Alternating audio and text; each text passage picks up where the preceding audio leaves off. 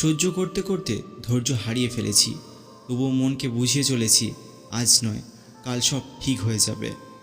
ধৈর্য খুব তেতো, কিন্তু এর ফল খুব মিষ্টি। ধৈর্য হারা মানেই যুদ্ধ হারা। ঈশ্বর শুধুমাত্র ধৈর্যশীল ব্যক্তিদের সাথে থাকেন। যে গাছগুলি ধীরে ধীরে বাড়ে সেই গাছগুলি থেকে সবচেয়ে বেশি ফল পাওয়া যায়। ধৈর্য, অধ্যবসায় আর পরিশ্রম, এই তিনটি এক হলে সাফল্যকে আটকানো যায় না। ধৈর্য মানে শুধু বসে বসে অপেক্ষা করা নয়, ধৈর্য মানে ভবিষ্যৎকে দেখতে পাওয়া।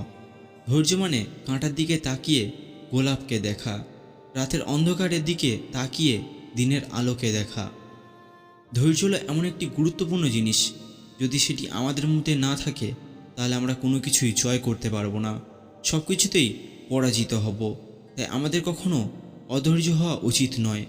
আমরা যদি ধৈর্য ধরে চেষ্টা চালিয়ে যেতে পারি তাহলে আমাদের সফলতা নিশ্চিত। তাই আপনি যদি জীবনে কিছু করতে চান তাহলে আজ থেকেই ধৈর্যশীল হওয়ার চেষ্টা করুন। নীরবতা মানে কোনো অহংকার নয়, নীরবতা মানে হলো ধৈর্য। অন্ধকার হলে ধৈর্য ধরে বসে থেকো, ভোর আসবে। ধৈর্য না থাকলে প্রত্যাশা করা ঠিক নয়। ধৈর্য করুন, আপনার মনের আশাও একদিন পূর্ণ হবে। আমাদের ধৈর্য আমাদের শক্তির চেয়েও বেশি কিছু দেয়। ধৈর্য একটি অসাধারণ মানসিক ক্ষমতা এবং আমি এখনও এটি শিখছি। কি হেরে গেছো? সবাই হাসছে তোমার উপরে।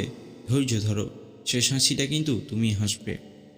ঠিক সিদ্ধান্ত গ্রহণকারী হওয়ার জন্য তোমাকে জানতে হবে কখন আক্রমণাত্মক হতে হয় আর কখন ধৈর্য ধরতে হয়। সমস্যা থেকে মুক্তি পাওয়ার কোনো বাঁধা ধরা ফর্মুলা হয় না, শুধু ভালো মন্দ বোঝার ক্ষমতা এবং ধৈর্য থাকলেই তুমি সাফল্য শৃঙ্খলতাকে কাটিয়ে তুলতে পারবে। ধৈর্য হলো জগতের সবচেয়ে শক্তিমান যোদ্ধা। ধৈর্যশীল ব্যক্তির ক্রোধ থেকে সাবধান। তোমার ধৈর্য যেন এতটাও কম না হয় যে রক্ত বাষ্প হয়ে যায়, আবার এতটা বেশিও যেন না হয় যে জমে বরফ হয়ে যায়। ধৈর্য ধারণ করুন, ধৈর্য হলো সকল গুণের জননী। সাফল্যের প্রধান শর্ত হলো ধৈর্য। ধৈর্য হলো প্রতিটি সমস্যার জন্য সর্বোত্তম প্রতিকার। একজন মানুষের ধৈর্যই তার সবচেয়ে বড় শক্তি হতে পারে। ধৈর্য হলো সমষ্টির চাবিকাঠি। 1 মিনিটের ধৈর্য 10 বছরের জন্য শান্তি নিয়ে আসতে পারে।